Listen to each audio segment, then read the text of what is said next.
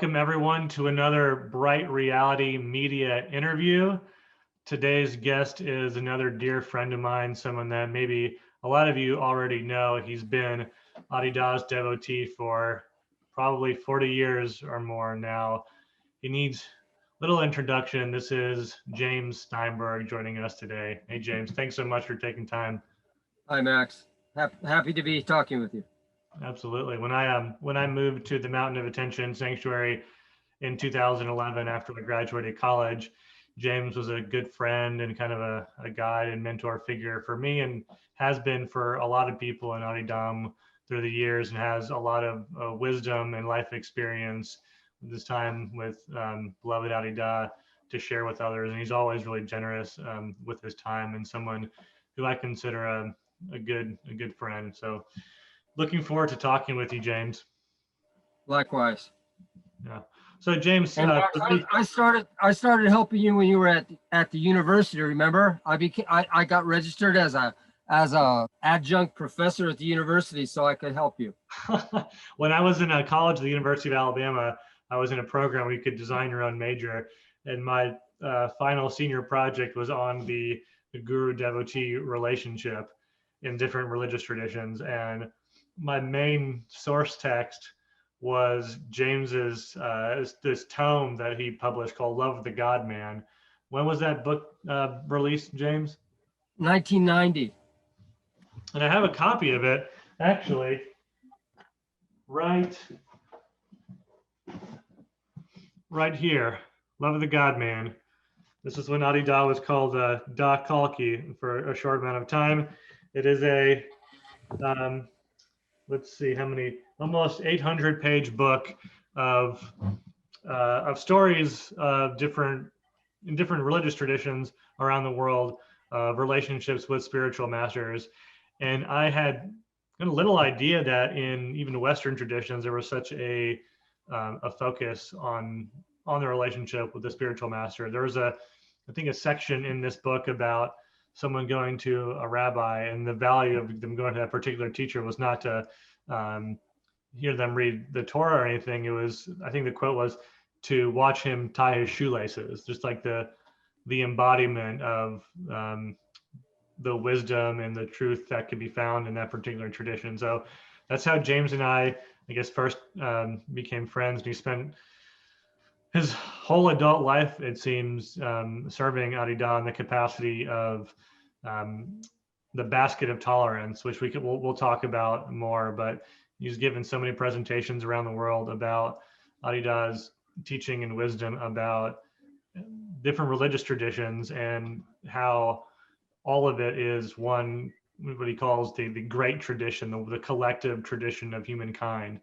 And we'll definitely get into that a little bit more. But first, James, I'd love to, I know we can spend hours on this topic alone, but how did you first become interested in Adi Da? How did you come to him? I was working in a spiritual bookstore in Boston. It was called Tao Books, T-A-O, Tao Books, Newbury Street in Boston. And the whole bookstore was full of books on spiritual masters and teachings and so forth. And I was in the back room putting away the brochures that we got, and I saw a brochure for The Knee of Listening, Adi Da's autobiography, the first book. And there's a picture of Adi Da, and he had swept hair, and he was wearing sunglasses and Ray-Bans. I just said, this guy looks too cool. He said he looks like, and he was in LA, and I grew up in Los Angeles. So I said, this LA guru, I said, everybody's a guru now. Look at this guy, because it just looked too hip. I always visualized a guru as a Tibetan or an Indian or a Buddhist or some sort of like long hair and a robe. And this was just such a cool looking guy, like a surfer kind of person with no shirt on. And so I said, don't believe anybody's a guru in Los Angeles. And so I didn't have a particularly strong first response, but somebody came into the bookstore who had been out at the ashram. And what year was this? This was beginning of 73, like February 73. And somebody came into the into the bookstore and said, I've been out and I've seen, at that point, his name was Franklin Jones. I've seen Franklin Jones, and he's the real deal. He's a genuine spiritual master. And this guy had been with Rudy, Swami Rudrananda, who was one of Adi Da's early teachers. And he had some energy about him. He could look in my eyes, this man who came into the bookstore, and kind of transmits energy and so forth. And so I took what he said. I didn't forget it, that he had said that Adi Da was genuine. And he said that Swami Muktananda, and we had a little Swami Muktananda section in our bookstore, said Swami Muktananda said that Franklin Jones is the most advanced devotee in the West. Most advanced person. And so I took that in too. And so the next time I went out to California to visit my parents, I brought with me that Knee of Listening, the book that I had seen the brochure for and didn't order. My other guy in the bookstore ordered the book. And I read it on the airplane going out there, and it made a lot of sense to me. And it was very intriguing. And I went to the little bookstore on Melrose there, and the new book had just come out called The Method of the Siddhas. And it wasn't in any bookstores yet. It was there. There's a big pile of them in the store. And I took that home, and there was a talk in there called Money, Food, and Sex. And it kind of got me. And all of us working in that bookstore, we all said to each other, if we can find a genuine teacher, we're going to do it. We're going to really practice. And I had seen so many teachers. Every new teacher that came through, I would go to their lecture, sometimes follow-up courses. The bookstore I was at, Dow Books, was kind of like the spiritual hub, you could say, of Boston. All the spiritual teachers came into the store. We had all the books and so forth. But Adi Da, when I read it, he spoke to me because it went underneath the glossy kind of language and spoke really directly about where I was at. And it felt like there was integrity there. And so after reading that book in LA, the lady behind the counter in the bookstore in LA said to me, so are you going to become a student? And I realized there was no reason not to be. And so I became a student then on the day before my birthday on September 29th of 1973. How old were you at the time? I was 21. My birthday next day, I'd be 22. Yeah. And then I came back to Boston, was corresponding student for a while, and they liked that because I knew a lot of people in the Boston spiritual world. So I got some tapes of Adi Da played on the air, and I had never heard Adi Da speak before I heard the tape on the radio. Isn't it like now where you can go on YouTube and see him? I'd never seen a video of him. I'd only seen the photographs that were in the book. And as I said, never even heard his voice. I just came really through the books. And got some articles published in the East West Journal. And then I went out for a visit in January of now 74. And I wanted to have a formal darshan of Adi Da. I'd seen him once out of the corner of my eye, but never really a darshan. And that's a whole story in itself when I saw him in the corner of the eye. But they said that Adi Da made a new rule, and he was now Bubba. And that name, Bubba Freejan, I heard it when I was already a student in Boston, and I didn't like that name at first. That's too funny to me for my teacher to be named Bubba. I was even embarrassed by it. I get it, Bubba Freejan. What kind of a name was that, But I was his student. And when I came out to see him, they said, well, Bubba has created a new rule now. And only people who are going to be in California and live here can see him in darshan. And I hadn't expected that. I was just coming out on a visit. And so I had a moment of truth for myself and thought about it overnight and decided I'd just move to California, give up my job, give up my apartment, just move and be part of the community. So starting from then early February of 74, I moved out, and Adi Da had just, when I went up to see him for the first time, he had just moved the week before to the Mountain of Attention. And I fell in love with him, totally fell in love with him. Went back to Boston, and within a week, was back in California. And when I flew out to California, that night, Adida was going to a John Denver concert Oh, with, wow. with a group of devotees at the San Francisco Opera House. And so I heard about it. I just arrived, and I kind of went to the event, kind of without an invitation, just showed up, and then we drove up to the sanctuary. And I remember Adidam, he went up there earlier. By the time I got up to the sanctuary, he was coming out of the bathhouse. And it was like, for me, it's kind of a trite metaphor, but it was like coming home. Like I was like now where I needed to be. And he was coming out of the bathhouse, and, I had just given up my apartment, given up my job, given up my life. And I was just giving up everything to be with him. And I just gave him a hug. And it was like, there was so much meaning in that for me. I don't think anybody else who saw me hugging him understood what that was like. But for me, okay, and everybody, I think, who becomes the devotee of Adida has to go through a moment like that.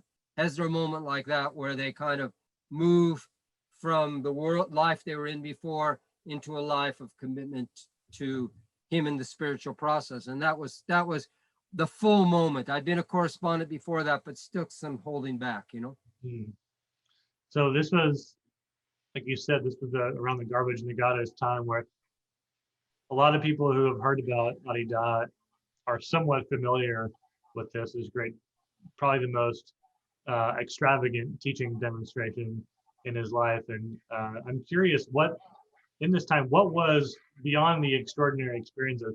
What was the day-to-day practice like for you guys? Yeah, well, see, yes, during Garbage and the Goddess, and it was named that because Adida liberally gave out spiritual experiences to people, which is like the goddess. But he said, don't hold on to it and make a lot out of it. And he told the story with his teacher, Rudy. He said, every time I go and visit my teacher, Rudy, he'd give me a bag of garbage to go throw away. I go and visit him at his house. And he says, you don't look at the garbage and try to figure out what to take out of the garbage. You just throw the garbage away. So he said, you have to do the same with the spiritual experiences. You have to just let them go and not get all enamored of spiritual experiences. So he gave us spiritual experiences so we wouldn't be craving them, but we would have them. But it wasn't just all spiritual experiences. We fasted during that period of time. We did a 10-day fast in the middle of Garbage and Goddess period. There were times that were very formal and very straight, and then many times of partying. It was a very, you didn't know what to expect. It was such a wonderful time with Adida. He was so involved with us. And I lived during that period of time. I didn't live at the sanctuary. At that time, it was called Persimmon. Now it's called the Mountain of Attention. I didn't live at Persimmon. I lived in San Francisco and actually opened up and worked at the bookstore there, the Dawn Horse Bookstore, 1443 Polk Street. And that's where I was. And so I'd only really see Adida on the weekends. And when you drove up on the weekend, you didn't know what to expect. It could be totally straight and formal, or some wild stuff could have been happening all week. And it was full. It was not just mental, it was experiential. It was so full of siddhi and power that you were walking into a loka. And we just wanted to be, as soon as work was over on Friday, we all piled in our cars and we there. And we stayed there as late as we could on Sunday night, and then came back down and did our jobs again. It was totally wonderful. But we meditated every day. Yes, we did our exercises each day. We ate a vegetarian diet. Sexuality was to be just with whoever your formal intimate was, unless we were partying. And if we were partying, then you could eat whatever you wanted. It was like wild, and people during parties ended up, mixing sexuality. We were all very young. There was a lot of playing around. But when you came back after that party, what was that about? What you had to inspect what you were doing, what your promiscuity was about. what your drifting was about if you got involved in something like that. But it was a very lot of study during that period of time, a lot of education. We wrote in our diaries every day. We did alternate breathing pranayama as part of our exercise routine. And when I would see Adi Da on the weekend, I knew he could tell if I had been doing my practice or not. So I was very strict on doing everything. Every meditation. We didn't do puja at that point. There was no formal puja at that point. That didn't come until later. But there was morning and evening meditation. There was study. There was 2 exercise routines. And then every night of the week, we had some either study or some sort of service. We had so much energy that every night we used it for that. What was your sense of how Adi Da could tell if you had been doing the practice or not? He just kind of knew if you were straight or not. It just kind of knew, had that look. And it wasn't some sort of big judgmental thing. It's just, he asked me to do this, so I'm going to do it. It was very direct in relationship to him. And I wanted to be as straight as possible because the main thing I wanted was to be as close to him as possible, because that was ecstatic. That was wonderful. And I had a time during this period, Max, where I could say I was romanced, you know, and grabbed. Adi Da heard, I mentioned that I'd been a macrobiotic, and Adi Da heard that I knew how to do macrobiotic cooking. So he asked me if I would come over and cook a meal for him and his household, which I'd taken cooking classes and I knew how to do that. So I cooked, and he had at that point a household, I don't know, 8, 9, 10 ladies were in his household. So I was cooking for like 10 people. And I ended up, to make a long story short, that's a long story in itself, but I ended up cooking for him 4 weeks in a row and invited as a guest chef. And 1 week, instead of the Sunday night when I'd normally cook for him, he said he didn't really feel like a big macrobiotic meal that night. Would I be willing to stay overnight and get someone else to cover my shift at the bookstore and cook for him on Monday night? And I said, sure, I would do that. And he said, why don't you stay at the house with me here? I said, what do you mean? He says, well, I'll just make a bed for you up in my house. You just stay with me. And it was like, whoa. I mean, I stayed actually in his bedroom and he stayed downstairs. And it was like, whoa. I was so in love with him. So in love with him. We played Monopoly the night before the meal. I played Monopoly with him and 3 other ladies, you know, which was totally a wonderful experience to me. And he's always teaching. He's always the guru. He's always showing you. And he compensated for me the first day that I was just an ordinary member of the community. I was not an intimate of Adi Da's at the beginning. And there was one day when I was in that bookstore in Boston, there was no, as I was mentioning, there was no other devotees in the whole Boston area. There were 2 people in Connecticut, but that was 2-3 hours away. And that was it. So I didn't see, there was no other devotee to talk to at all. And Adi Da had in September 73 gone to India and had a meeting with Muktananda.